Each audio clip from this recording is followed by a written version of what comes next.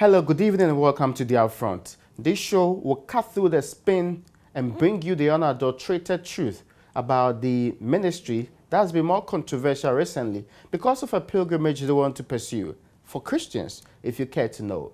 After this break, I'll tell you who my guest is from this particular ministry.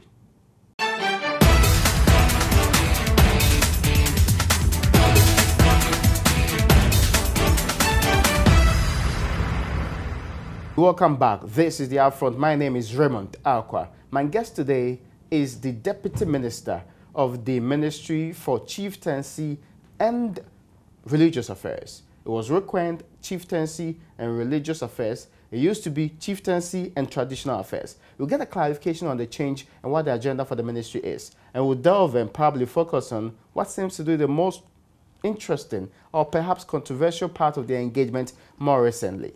So we are here at the ministry and in the Deputy Minister's office. Honorable, you're welcome. Thank you so much. And the Honorable Paul Essin is actually a member of Parliament. Yes. He's also the Deputy Minister of this particular ministry.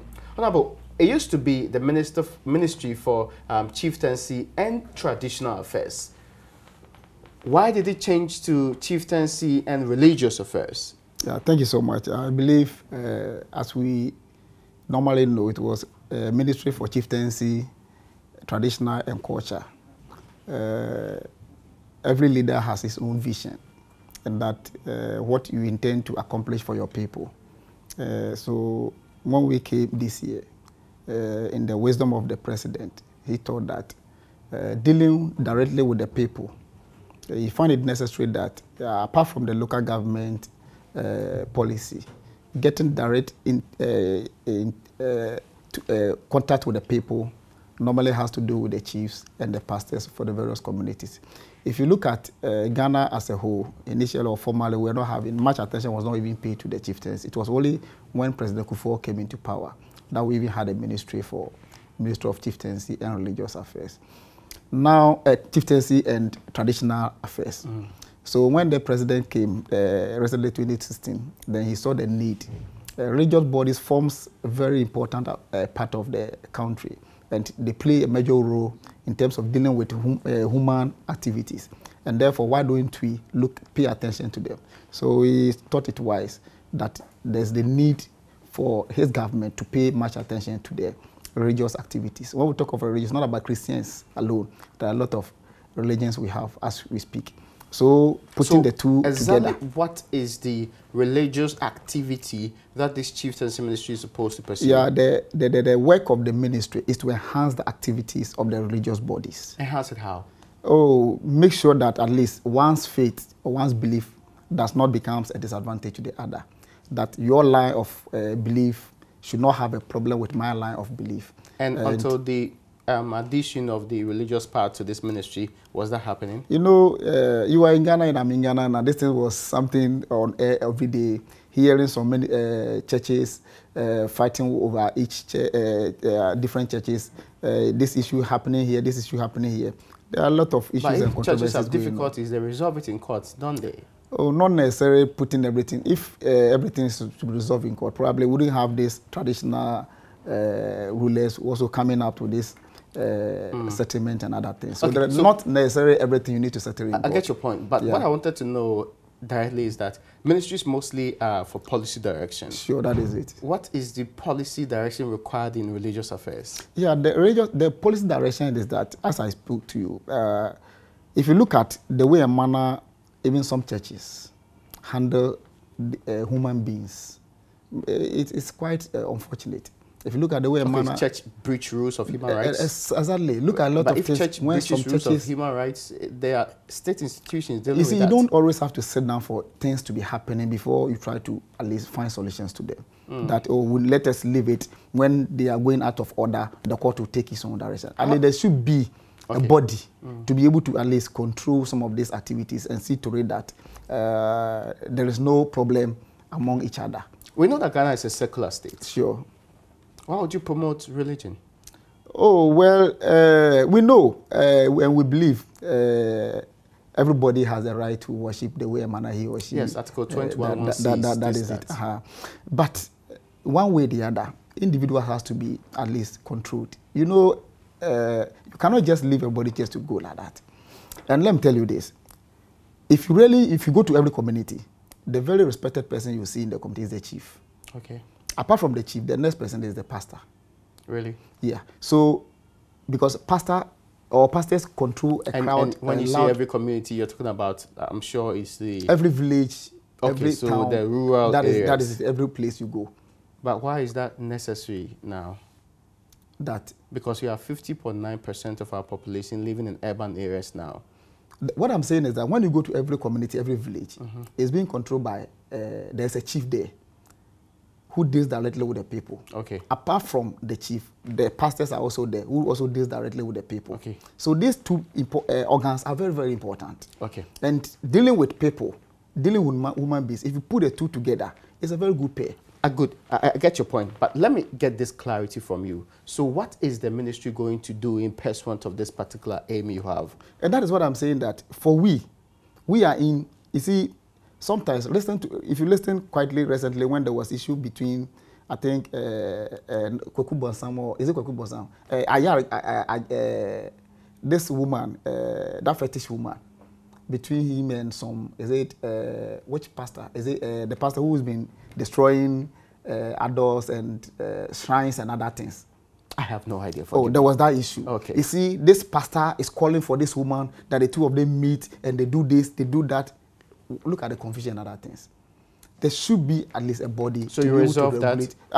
To regulate this thing so that. You resolve that? Oh, now, do you hear of it anymore? Oh, so you moved into resolve? No, I'm saying, do you hear of it anymore? So I didn't know it happened in the first place. So no, it happened. So you see, and people were all over. Okay. They wanted, because the woman was out, shouting, where is this man? If you think he's the man, he should come out, and all those kind of things. So you need some of these institutions to be in place, to be able to put at least sanity into the system. So that at least. So how many of these religious disputes have you recorded so far? Well, the ministry is just young as I speak with you. 6 months since this government came into being. And it's a new ministry. We're trying to put the necessary things together, at least so that we have a chieftaincy act. We've not gotten the religious act. Oh, there should be a religious act. No, at least something small to back up, because formally it was. Have you drafted religious act? No, the various, how do you call it, authorities are working on it. Okay, so, so that at least there's a bill in the offing. Oh, not necessarily a bill enough, but regulations to at least. Is it a policy? Yeah, it's a policy. But do you have a policy, or it's not going to be drafted? There's a policy. If there had not been a policy, why would the ministry be established? A policy for religious activities. That is it. If there's no policy, the ministry wouldn't have been established. When was this policy put together? Is it when? Yes. When was it put together? Yeah. Oh, before its establishment. And that's what I'm saying. There are certain things we are doing now, which of course, probably in due time it will come out. Okay. So the other point I want to find out from you is that there's a lot of talk about the things you do. First and foremost, let's look at the rather controversial pilgrimage that you proposed. Okay. When did this idea crop up in the first place? Well, before even I come to that, you remember even when the president was sworn in, he thought it wise that there should be a national cathedral. That is it. So why the need for that? That's what somebody may ask. But it tells you how he's so passionate about religion, or let's say, and he's so passionate about the various sectors of our developmental. A private citizen has dragged government to court on this matter. That is a different thing altogether. It is actually sustained. An important thing to note that, it incenses the person to believe that you are dabbling into religious affairs for a secular state, and that by the singular act, you might have gone overboard. You see, we are not taking their work. We know how religious activities work in this country.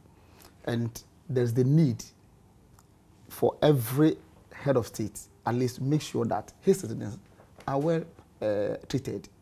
I get your point. Let me be clear. It doesn't become something like he's thinking of one-sided and leaving the other side. Yes, let me say this. Look at Ghana as we speak now. Every community, people are now establishing churches. Churches are just growing. And if you don't take care, because it's a secular state and that... But you can regulate churches without having a ministry for it. Oh, what But if you have a ministry, there's nothing wrong. Would it be wrong if you have a ministry to at least guide and also at least Article 60 of the Constitution says we are a secular state. Yeah. 21(1)(c) says that people have the freedom to actually belong to any religious grouping. That is it. Indeed, Article 60 entrenches the point that no religious grouping should be deemed or treated as a national religion. Good. It's not so. That is it. So what are we doing? We are not. That is what I'm telling. That we are in to enhance the activities. We are in to assist and help them. For example, you even ask the question on this pilgrimage we are talking about here. Look at the way a manner Christians go to Israel. Why do they go to Israel? Christians go to Israel. Yeah. Okay. Why do they go to Israel? What time of the year do they go? What time? I say what time of the year? Yeah. Oh well, it depends on the one's own belief. Individual. Because I'm told that I have not been to Israel before. Okay. But I'm told that they have different times they do certain things over there, which of course is good Christians involve themselves in those So now let's get to the activities. beginning of this particular policy. Sure. Who drafted the policy? For the pilgrimage. Yeah. It's the ministry. The ministry. Yeah. In 6 months, you drafted a policy for pilgrimage. Yes. It must be a very important thing. Well, it's important. Why is it? And on the list of the important issues that this ministry could address, why is a pilgrimage so important? Yeah, good. There are some of the policies you needed funds from somewhere to quickly start it. There are some of them you can quickly start right now without even waiting for somebody to give you funds from anywhere to do it. For example, we have the Electoral College to organize for traditional, organize for chiefs at the various traditional councils, where we want to give education to chiefs and queen mothers, to educate them on what dispute resolution, conflict, how do you call it, other issues, leadership, chieftaincy and other things, litigation and other things, so that at least they will be much abreast with certain things they need to do and things they need not to do. Somebody may be so young, will be just be caught to be on the seat. So okay, so we don't actually move away from the. We are not. Issue. I just want to give yes, because you have other policies. That's what you're saying. So there are other policies, but you're not being able to implement them. You know, it's a scale of preference. You know, when you do a scale of preference, there are certain things you can do now. Okay, but it's not the most important. No, not at all, not at all. This is just a primary thing because it's just pilgrimage is not most important. Not at all. So now let me understand this. So the rationale behind this is that what? The rationale is that Christians complain when going to Israel. For example, you go to the embassy. They complain? Seriously, you go to the embassy. When did you hear this complaint? Oh, a lot. Even I have some people who have some programs this thing they brought over. Okay, let me understand this. Did you do a study to actually accumulate these complaints and the role they want you to do? A lot. You did a study? A lot. When was this done? Oh, it was a research we did. When was this research work done? Oh, within this period. 6 months? Yeah. Because there was much concern. There was much concern. It's the ministry. So the ministry did the research? Yeah. There was much concern coming out. And when was it published? Oh, we've not published it. No, we had some. You see, this thing we are doing is just a pilot one. And the main one itself will come out when we have finally agreed on so many things. Quickly, we'll put it out. How was the research carried out? Oh, there was so much complaint to the ministry here about when they want to travel to Israel, the difficulties and the challenges they go through. When you say so much, how many people are we talking about? I cannot mention names, but I say so much because people came in just to at least give us those 10, 20? Oh, a lot of them. Less than 50? Yeah. Oh, I can't give you a specific, but that is what I'm saying. There's you. A concern. So with these things they came out with, that even when you want to go to the embassy, Emma was with me this morning. There's a problem in accessing the embassy. Emma was with me this morning, and I asked him. He said he's an agent. He takes people there and he brings them back. Yeah. But I asked him how many can he go at a time. He says the maximum he can go is 5. Sometimes he has even gotten the highest can be 10. And I asked him what was the difficulty. He said sometimes he asked you to come and deposit about $50,000 or $30,000 at the embassy, serving as a guarantee for those who are going. So now the issue is realize that some people have difficulties going to The issue is that must somebody because of some condition not be able to at least express his own faith and belief in something he believes in. Something should be a hindrance for the person. There's a ministry which is set for ministry for religious. And you're talking about Christians, right? Yeah, for religious affairs. I mean, when did going to what do they call it, a pilgrimage, become one of the pillars in Christianity? Not necessarily for Christians, because this is going to be a nationwide program. Because apart from Christians going there to renew their covenant with God, to even worship and fellowship with where Christ and that's in the Bible, that they should do so. That is, you said? I'm asking whether it's in the Bible that they should do so. Oh, not necessarily so, but that is one belief. That okay. Let them go to where the apostles, Jesus Christ, even fellowship, to also fellowship there. You remember when Moses was leaving Egypt, when he had an encounter with the one of the Egyptians, who lost his life, and even a Jew told him that what you did to somebody like this, we saw it, and he was on his way running somewhere. He got to a place, and God told him, remove your sandal, because this is a holy land.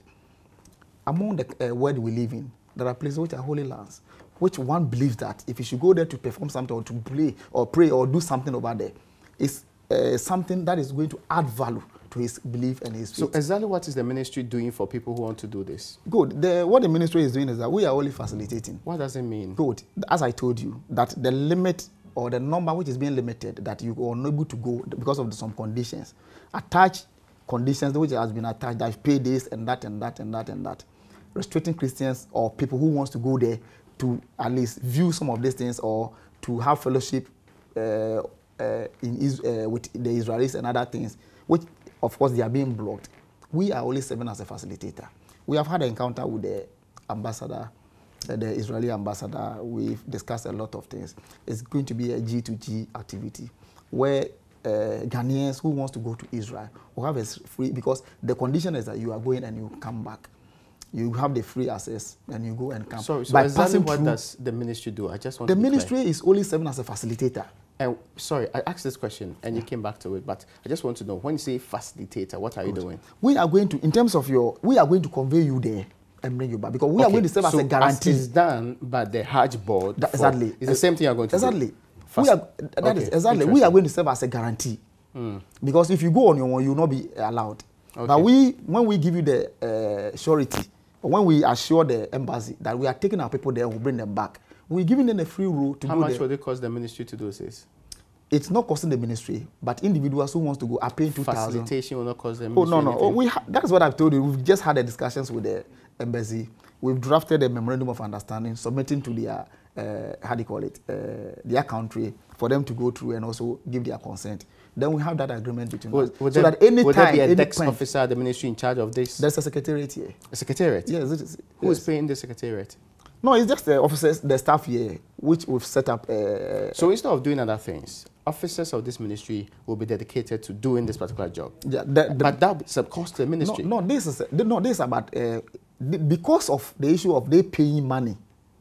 Because one, would you deduct some amount of money from the $2,700 to run the secretariat? No. One, let me tell you this. With the normal functions or normal work we are doing is the same thing we are doing. Oh, so this has become part of your duties. Exactly. The normal thing we are doing here is religious is part of religious. How different is this from the travel and tour operators or travel agents across the the country? Difference here is that one, with the travel and tour, they are unable to go with a larger number of people. Two, they pay some huge sums of money before people even travel there. Because Emma was with me here, and I asked him how much did they charge. He said they charge 4,500, 5,500, 6,500 to allow the people to go. We are taking 2,700.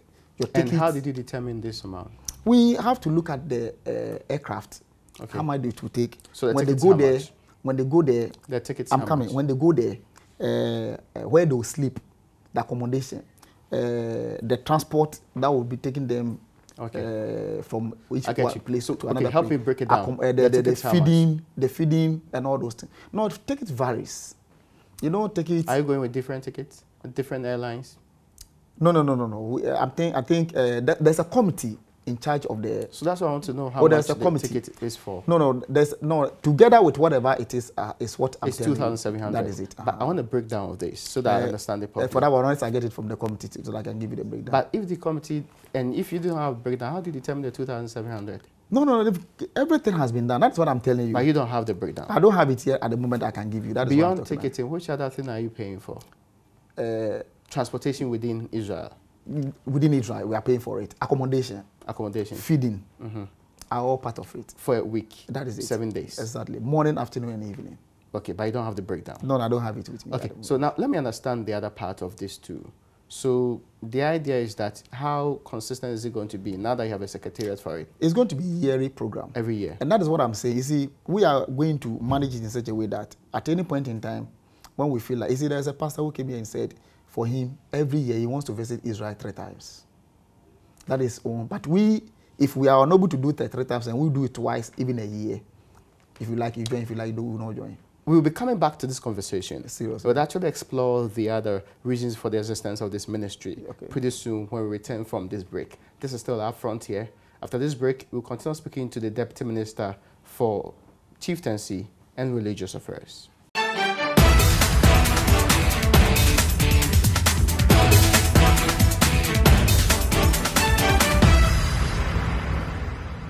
You welcome back. This is the Upfront, and proud to actually taking the break. There was a conversation that we're dealing with. It's to do with the pilgrimage that the Ministry of Chieftaincy and Religious Affairs is actually pursuing. Deputy Minister Paul Essin is giving the details of this particular plan and how far they've gone with it. Well, we should continue from this conversation, but what he told me during the break was very fascinating, and I wish we could actually get that point clarified. You said that there is the thinking and plans are far advanced to give people who return from the Christian pilgrim to Israel a title. What is this title? Yeah, the title is JP, that is Jerusalem Pilgrim. An indication that one has gone to Israel and come back. Is this an internationally recognized title? Where it will be, everything has to start somewhere, so it will be. So Ghana would actually start something, then it probably will be on the. What's the basis of this title? Oh, is to at least make it clear to show that such a person has gone to Israel and come back. Compared to Al-Hajj? Exactly. Quickly or immediately as you mentioned Al-Hajj or Hajjia, and then anybody understands what it means. In fairness, Al-Hajj actually means that you're a stranger. Yeah. Yes, so what is the... Oh, but you are a stranger, but you cannot get the title without going to Mecca. That is it. So quickly when you go and come, that title is being given to you. Okay, interesting. But so ours is to tell or make people know that you've gone to Jerusalem and come back. Because going to Jerusalem is not only going, the trip is not about going sick, but there are a lot of things involved. On the first day, second day, third day, fourth day. So you are going through a lot of things. Quickly run us through these things. The program outline. Yeah. Oh, let me even mention. We have the daily prayer and the meditation and the important and significant site mentioned in the Bible. So you'll be at least given the opportunity. So it's tourism, really? Not necessarily, apart from religious tourism. Apart from that, no, it's not about tourism, because there are other things you do, which is spiritual renewing of your faith. Yeah, that is it. Then we have a boat ride. Boat ride? Yeah, on the Sea of Galilee. How spiritual is a boat ride? I'm coming. You get to know of it. We have the worship on Mountain Carmel, where you have the opportunity to go there to worship. That's why I told you there are certain places, even in the Bible, which are termed as holy grounds, which of course one feels importance to go there and worship. Also, and that is where even Prophet Elijah, after he was being chased by the prophetess, the Baal, after dealing with the Baals of Israel, and he was changed, that is where he went to hide. So going there to pray is also another important thing in one's life. Renewing of the wedding promises in the church of the miracle of Cana. You can go there as a Christian, probably with your marriage, 1 or 2 things never went well, and you thought it's wise that, no, going there, I can renew my vows and other things and begin your life again and other things. That opportunities are also there because it's being done all the time. Then we also have prayer at the western wall of the Temple of Jerusalem. So you are not going for only tourism. There are other activities which also strengthen your Christian. Visit to the Nativity Church in Bethlehem. Renewal of the baptismal promises in the River Jordan. You said when you are baptized. Wall. I said visit to the Nativity Church in Bethlehem. Prayer at the western wall of the Temple of Jerusalem. Okay. If you remember the Bible, David was saying that I was glad when I was told, let us go to the temple of God. Okay. And this temple is there for you to go, have the opportunity to go there and pray. I see. Then we also have the River Jordan, where Jesus was baptized. So you also feel that, let me go there, renew my baptismal promises. And it's also a very good thing in a Christian life. And the last thing is ceremony of the awarding of the Jerusalem pilgrim certificate. So whoever goes will be given a certificate to that effect to show that he's once And this visited. certificate will come from the ministry? Exactly. It's not only about tourism, okay, but it has other spiritual implications in one's life and belief. Okay, so let me understand this. The ministry submitted a budget to government. Sure. The ministry in its project program is detailed in the appropriations bill. Exactly. I mean, I've been going through that particular section. Okay. Which part talks about this program? The budget... No, your detailed program, which is given to the Ministry of Finance and budgeted for as part of its programs. Which part of them talks about this? You remember when the minister, I personally became deputy minister as at when the budget has already been sent. You remember that? I get you. Good. So putting this to me that which part, unless I fetch it for you, as you are requiring for. Because I've gone through your program detail. Good. I can't find anything like that. Oh, no, I've told you this is just a supplementary kind of, that is coming. So it's an afterthought? Exactly, that is coming, so we have to deal with it. I've told you a couple of things we even intend to do, that's the electoral college and other things, which probably after going to the DC 18 So there are things, even as I speak to you, the proposal is being drawn to meet donors and other things to make sure that they pay much attention to the ministry as we have here. So you did a program outline, you budgeted for these programs, but you are doing extra programs which is supposed to help Christians in general. Exactly, because this is not a program we are spending much money on it. Are you getting me? We are not spending much money on this thing because we want to spend money on it or do it. But you can't tell me how much you spend because you didn't even budget for it in the first place. No, but we are not spending money on it because we are saying that you are running a secretariat on that. The state is not bearing any cost in this. No. You see, who is paying the officers of the secretariat? That is it. I've told you they are paying 2,700. I'm sorry. Every activity from the class day one up to the end of the program is inclusive. Okay, so the secretariat will be paid from the money you take from the programs. Everything from the day one to the end of the... First, you told me that these are workers of the, what they call ministry. So why would they pay them extra? We are not paying them extra. I don't know whether you are... You see, we'll be running these things. These are stationaries. This is a form. And you cannot just stand up and use the ministry's budget to run some of these forms, if I am lying. So some of these forms will be run through the same funds which is being paid. Okay, I get your point. The staff or the secretariat are the same staff we have here, who are being paid at the end of every month. I did hear you say that you've consulted the Christian Council. Yeah, we've done so. You consulted the Catholic Bishops' Conference. We've written, as a ministry, what do? We write letters to all the councils, inviting them to a meeting. When this issue came up, they attended your meeting? They attended the meeting. Did they support it? Why not? Why would they have even come out? The General Secretary, even at the press conference, they were there. The reps were there. Of the Christian Council stated categorically that they have never lent any support to this particular program. You see, let me give the clarification here. No. Let categorically support. Let me give the clarification here. No, you admit that they didn't support it. I will not say they didn't support it. Let me give but the they are saying they didn't support it. They didn't say that. They didn't say that. Let me give you the clarification because I have had the opportunity to speak to them with them on some of this. When was this speech done? Even this morning. This morning. Even this morning. The General Secretary of the Christian Council. Yeah, it was even at the ministry here this morning. And he said he is support of that. Let me give you this explanation. What they are saying is that previously, the previous government came out with this idea. 2012, 2013. Exactly. And the whole idea was that the state was going to fund all these things. We never had a ministry for this particular, the religious activities. So it was going to come from the office of the president with the initiative of the office of the president to organize this, to support Christians to go to Israel and come back. Then they sat down and thought it wise that no, you cannot use individual taxpayers' money to sponsor only pastors to go to Israel and come back. So they never thought it wise that it was necessary. Now, we coming in, at the meeting, it wasn't Reverend Opuni who was at the meeting. Are you getting me? So some of this has not gotten to them as you speak with me, as I speak with you right now. So you are saying the clarification has not gotten to them? Clearly.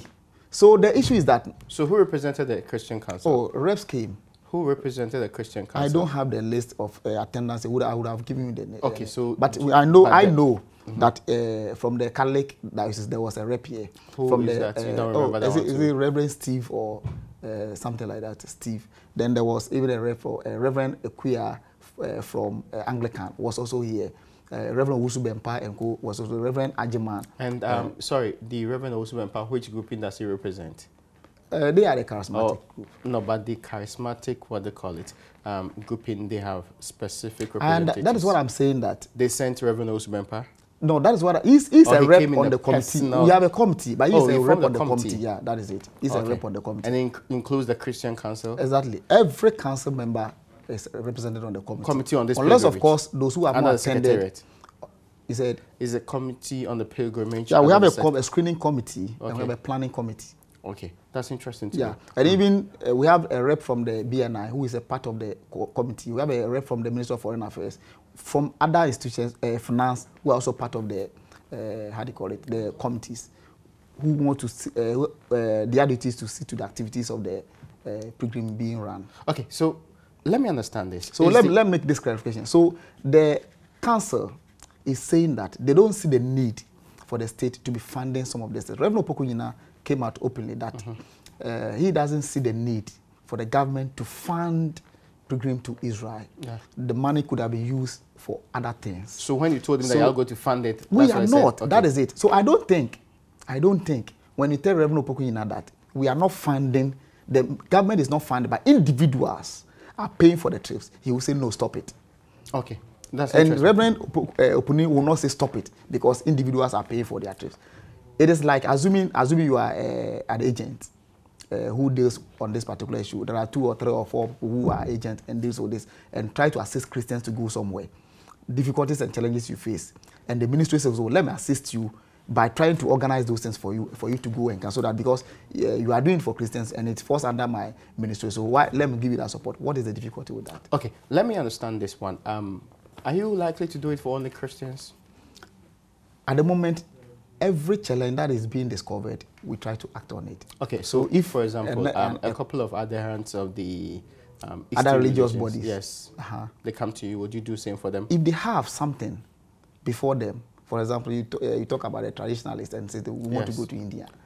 So this is traditionalists go to India. I'm suggesting. I'm saying, assuming it's just an example. Like India would, be Hinduists in Ghana that will go to India. Probably they want to go, and we see that there's a group of traditionalists or religion who wants to embark on such a thing, and they want the facilitation of the government to do so. Why not? Is there a secretariat for them?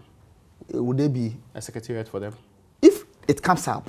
Probably it will be run by the same. It will be run by the same. No, it will be run by the same secretariat. Sorry, but you said this was Christian pilgrimage or all forms of pilgrimage. No, any form of pilgrimage that will come up will be run by the same secretariat.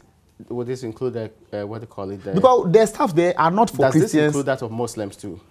That is not under us. Okay, so the National Hajj. Because that is under the office of the president. Because theirs was started before the ministry was formed. Okay, that's interesting. Good. Do you have plans on getting that under you too? Since we are on it. We have requested that since the ministry has been set, it has to be under the ministry. So we are on it. And we believe that it will be under the ministry. And when it comes under the ministry, we'll run it as we are running this one. Apart from pilgrimage, which other thing is the ministry doing now? Yeah, that is what I said, that the ministry, you see, the ministry has a lot of challenges. And that, if you look at it critically, people do not see the importance of the ministry as we speak now. But let me say this. You've not told me the program. I want to know the program. You said you have a lot of challenges. I admit that you may have, but what else are you doing now? That is what I'm telling you. The program we have now is also to organize the electoral college, as I spoke. To organize? Yeah, electoral college. Not organized? No. We are yet to. Because there are other things we need to get. 6 months into the new administration's work, what can the ministry show as the work it has done?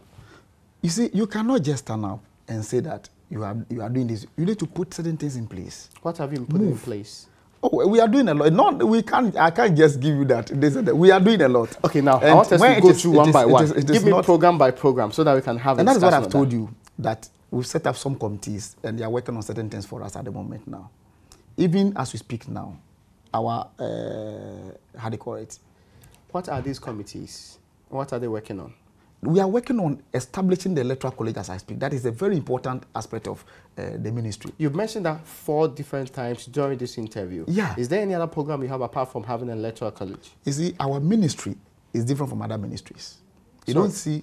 ask for the program. Yeah. You are differentiating your ministry from other ministries. Yeah, that is what I'm saying. That yes. You see, the chieftaincy ministry is a different thing. It's a different ministry as compared to other ministries. Where you can say this is standing up and saying that we are doing this, we are doing this. Ours is a different ministry altogether. How different is that? Oh, there are certain things I may not be able to go into it right now, but the ministry, we have the regional House of Chiefs, have the National House of Chiefs, and we have the traditional councils. And if you look through the constitution, it spells out the functions of each one of them. I get it. I understand that perfectly. Greatly. So there are certain things probably could be done, but let me give you one thing. When we came, even Paramount Chiefs were taking 500 Ghana cedis a month. Paramount Queens were taking, Queen Mothers were taking 350 Ghana. As I speak to you right now, we saw that this is not a good motivation for them, and that for them to be able to help us resolve dispute and other things, we encourage them, and we've asked them, we've even increased it. Now, Paramount Chiefs are taking 1,000 Ghana cedis, so 100% jump. And the Queen Mothers, who were taking 350, are taking 800 Ghana now. That is a motivation for them. Why are you getting me? Yes. Now, why plans are also... Sorry, why are they being paid? I'm coming. Why are they being paid? Let me come. Plans are also underway to at least try as much as possible and to give some allowances to even chiefs who have been gazetted. Okay, sorry. Now, let's take it one by one. Good. Why are these chiefs being paid? That is what the Constitution says. Aside that, you know, when you go the Constitution says you pay them. It is not a new thing as we speak. Sorry, now. I'm saying the Constitution says you should Paramount pay them. Chiefs and Queens are paid. Sorry, they are given allowances. Which constitutional provision says you should pay Paramount Chiefs? The article, the Chieftaincy Act. That's not the Constitution. No. But I say the Constitution says you should pay them. The Act. Now, apart from, how do you call it, the chiefs, the traditional Paramount Queens and other things, as I said, we are also making plans to pay the chiefs. If you go to the various traditional councils, so sub-chiefs are going to be paid now? That is the plans we are doing, the divisional chiefs and other things. Now, when you go, some communities don't even have anything. Somebody can become a chief today. There is nothing to rely on. How many chiefs are in the country? How will it be motivational for the person to be able to at least know that being a chief or... But being a chief is not for self-aggrandizement. It's not to actually get money. It's actually to give service to the people. Yeah, but they play a lot of roles. You know, somebody play a lot of roles. Somebody is a chief and he's working. Sometimes he has to leave his work and go back. How many chiefs are in the country? At the moment, you cannot give the figure just because some are dead, some are had overthrown. When did you do a last count? Well, when we came, we have asked for it. Because before you can budget for them, you have to know an estimation in mind. Sure. So this estimation is what I'm asking of But what I'm saying is that when we came, we have not had it. Have requested for it.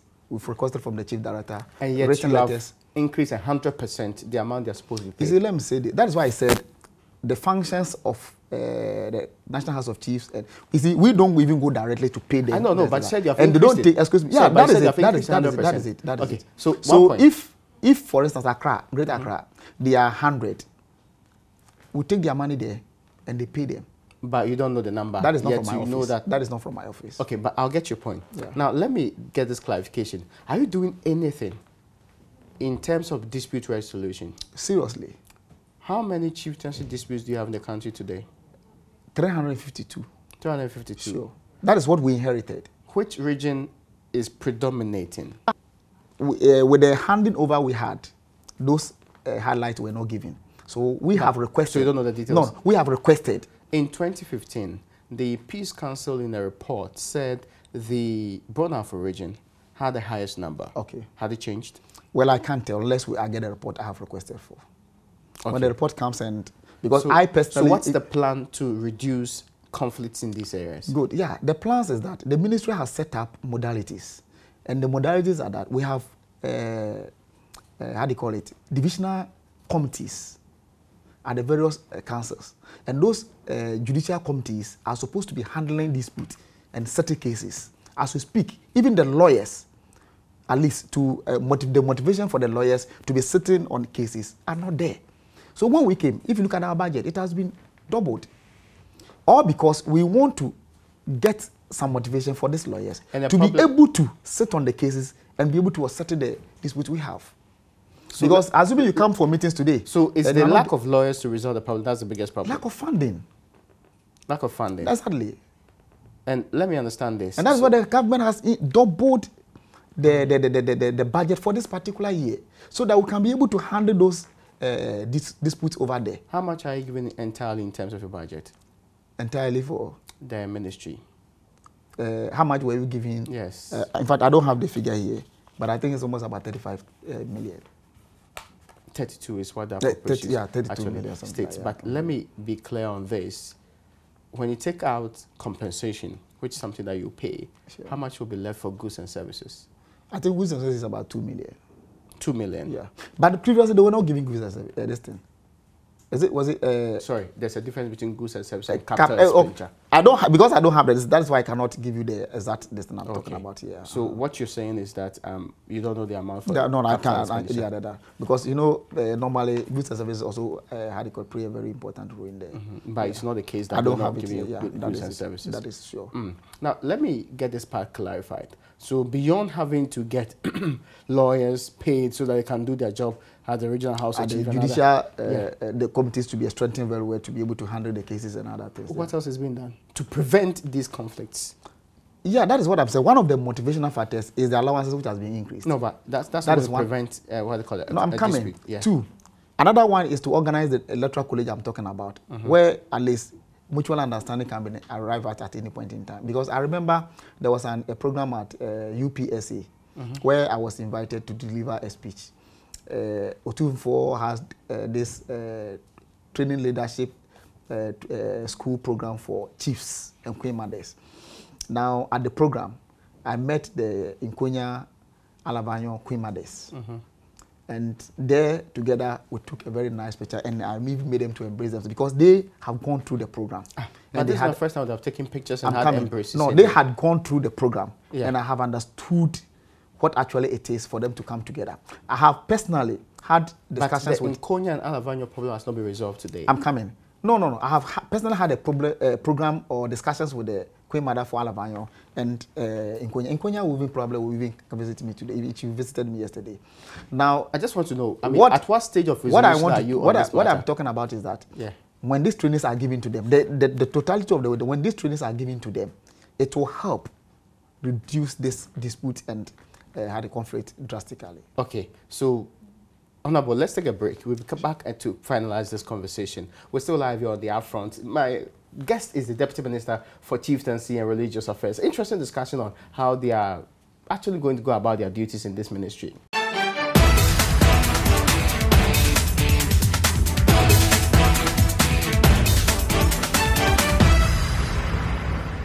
Welcome back. This is the Upfront. We continue our conversation with the Honorable Deputy Minister of Chieftaincy and Religious Affairs here, and it's more to do with what's been happening with the ministry, right from our very starting point when we talked about the pilgrimage, which they are planning to give to Christians and all other religious bodies who want to pursue same. They say they'll be willing to help you do so. It's part of their work. And now we're talking about the other things they are doing as a ministry. We're on the path of getting to know which conflicts have been resolved so far. Honorable, we were talking about the Alavanyo and Nkonya protracted conflict. We were talking about having to engage some of the Queen Mothers in this case. What is the stage of resolution of this matter? Well, at the moment, we have not gone to tackle this particular issue because it is an issue that has been pending for so long. But at the moment, government has said it wants to acquire the land piece they're talking about. Use it for a naval base. Is it something that the ministry is aware of? I am not aware of it, so I wouldn't want to. It's not a state government policy. I wouldn't want to comment on it as I speak now. But what I want to say, I want to believe that before a minister of the region, before huge ministers will come talking about this, including the interior minister, there would have been consultation with those of you who are directly in touch with these chiefs and deal with the matter. Has it not been done? No, we've not sat down to at least look at this as a holistic. Is there a sustainable plan? Oh, why not? Any plan government intend to do is a sustainable plan. We don't just... Respectfully, any plan would not necessarily be a sustainable plan. Not necessarily, but we intend to take plans that will... So what is the ministry doing to fix this problem? Yeah, as I told you, there are a lot of disputes. We don't just stand up and tackle any dispute anyhow. You have no plans of dealing with this? The ministry cannot just stand up and settle disputes. That is what I'm saying. We only need to strengthen the various institutions. Okay. That needs to be with. That is our policy. So you think that the best way to deal with this is, let's say, the voter regional House of Chiefs? Strengthen the institutions to do their work, the judicial subcommittees and judicial committees to do their work. That is what we are intended to do.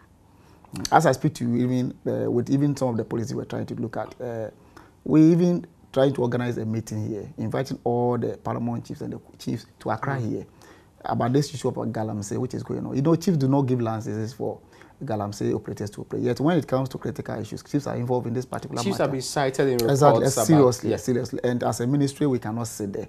Whatever we need to do is that we need to, because they are the people who speaks and the people hears. Are you doing or you need to do? We have even arranged and even put up it's only left for us to get the funding and we take off. We have just put in everything in place. Because how much of the budget has been released? I have not gone to the finance to see how much of the budget which has been released now. So I'm saying that have you received anything at all? Have you received anything at all? Yeah. The ministry is working, so we cannot say we've not received anything. The ministry is working. Okay, that's interesting to know. But the quarters to be given has been given, and the ministry is working at the moment. Now let me get this part clarified. Sure. You mentioned that there are over 300 conflicts across the country. Sure. How many of them do you hope to resolve by the end of the year? We hope to reduce it to half by the end of this year. That is our vision. Which ones are the prominent ones you would tackle? I don't have it, I can mention. But one of them is that one which the Otunfo committee was set to look into it. And I speak to you, there are over 70% of the matter to be resolved. And what's left? Just about 30% to be dealt with. So, but we've come to this point before. We're told that it's almost 80% that previous government did not necessarily so, but it's true. It's because the process is ongoing. And so where did you go back from 80 to 70? I have not heard about 80% being resolved, but I know that looking at what you've heard and looking at the briefing, exactly what is left? Well, I cannot, because you see, some of these things cannot easily be as we are discussing matters like this. But since the committee is dealing with the issue, we leave it to them to do it. And that's what I'm saying. Since the committee is dealing with it, let's leave it to the committee to be working on it. But we believe, what I'm saying is that steps are being taken for institutions and other people to come in to resolve issues about disputes.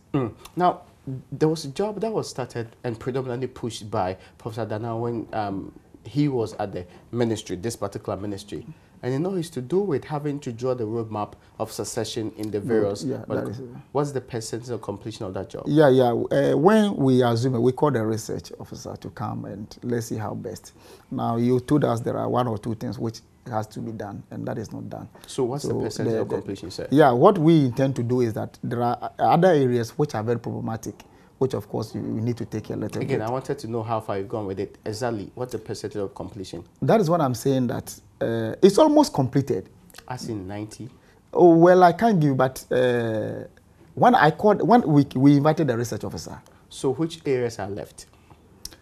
Well, I cannot give you the full details of the whole thing, but per what he told me was that at least they've gone far, and almost about 70 or 80% that is just left with. You see, the problem is that now what we intend to do is to tackle the areas which are easy to operate or which can easily be started, so that we look at the other areas. And but if we are almost done, as you said, you don't need to tackle any fresh areas. Certainly. There are little problems in certain areas.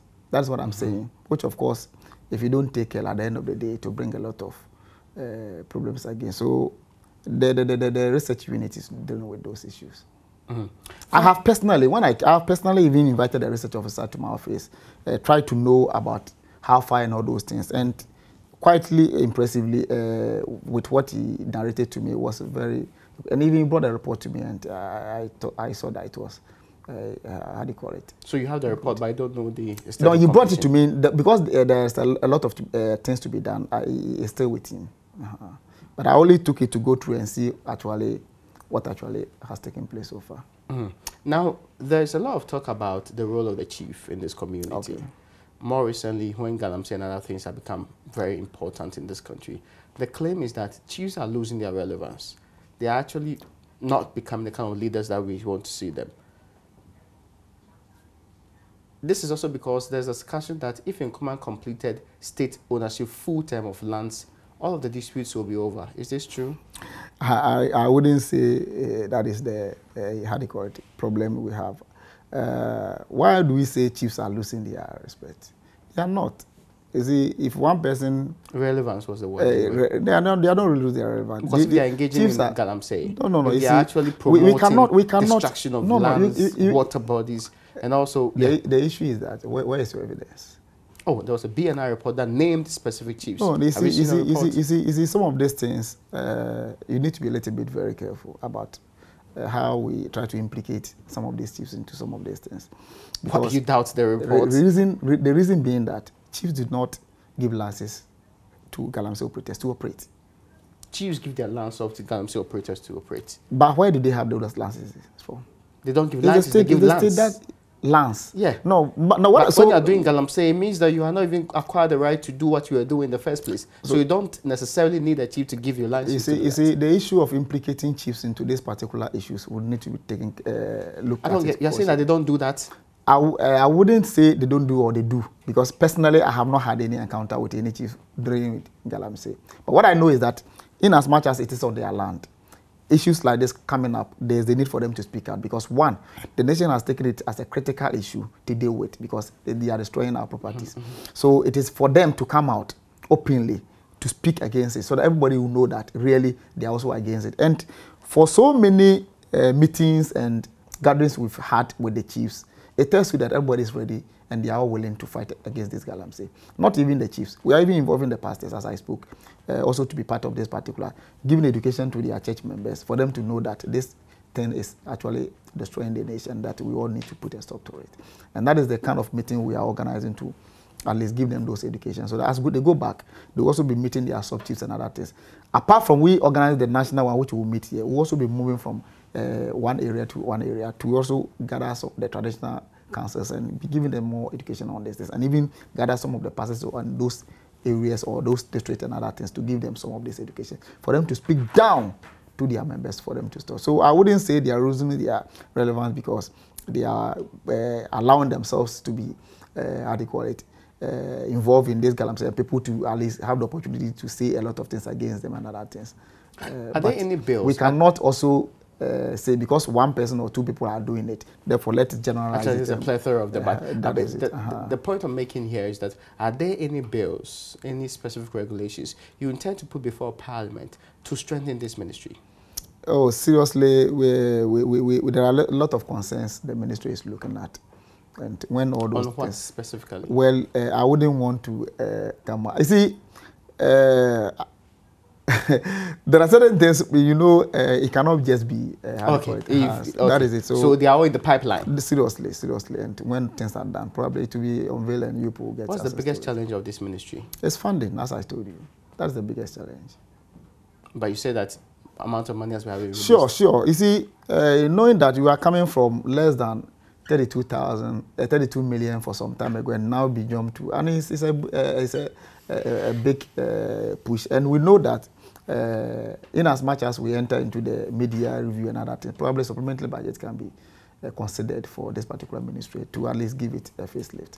As we speak now, if you look at the ministry right now, when you even were coming, look at the surroundings and other things, how does it speak of you? So there are a lot of challenges we have here, but we know with time, these things will down, because the president has given us a consent that seriously is taking much concern about the ministry and is going to help us. How do you hope to deal with errant pastors that are actually duping people, pastors that are engaging in activities that are not worthy? Well, education and training will be organized for some of these councils. And when they are duping people? No, I'm coming. Will be organized for some of these councils. And you see, that's why I said that when people do not have the free rule to operate without somebody trying to regularize their activities, you come to a situation whereby a lot of things will get out of hand. So when do we see you controlling the space in a way that you don't limit their freedoms, and yet you prevent them from engaging in the excesses that we see some do? No, we will not infringe on anybody's freedom. Are we? I'm saying that when do we see you do action? Show us proof. Oh, very soon. Don't worry. When is very soon? Very soon. You see, that's why I said the ministry is just about 6 months. When was even the budget? Do you have a when policy? Was even the budget approved? Do you have a policy to actually regulate the activities? We have a policy to.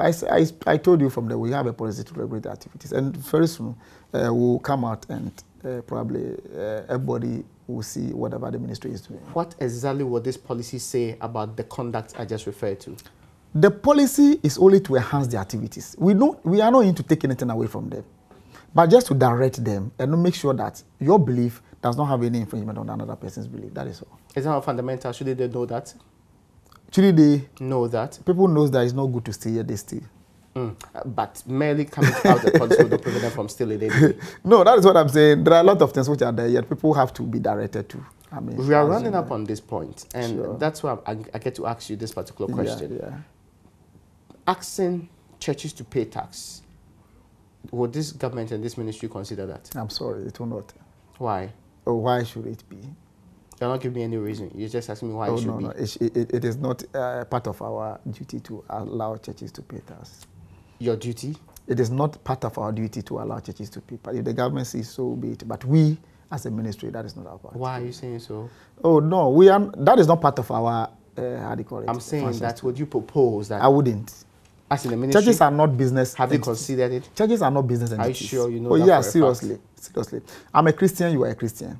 I know that one, if you read the book of Malachi, it tells you how we should pay our tithe and offering to God. And it tells us that when you give offering and pay tithe, you do it to God and not to mankind. What happens in these churches really I'm coming. goes beyond now, that? you cannot so generalize. If a pastor is actually you cannot selling, generalize. let's say salt, if they are selling olive oil at 10 times the price, you don't think that ought to be taxed?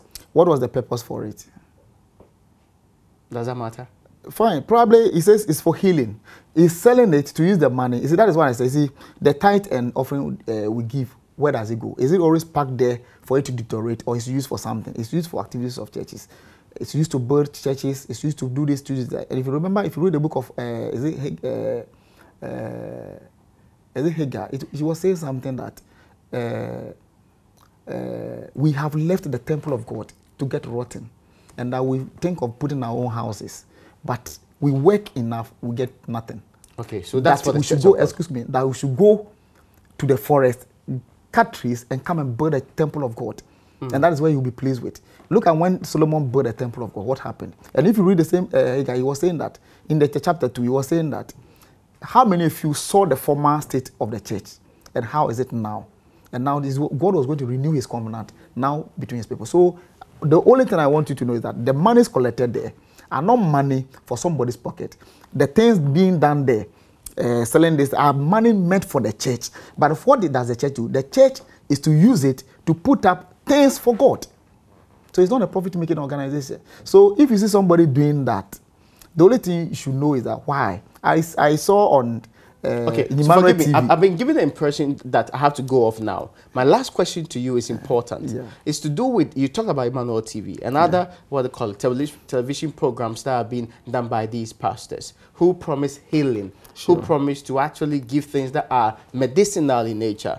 The Public Health Act says that there are some specific ailments that you cannot advertise what they call medicine for. Are they not breaching the laws? They are not. Why? Because theirs is more or less spiritual. And they believe that there's no sickness that cannot be healed spiritually.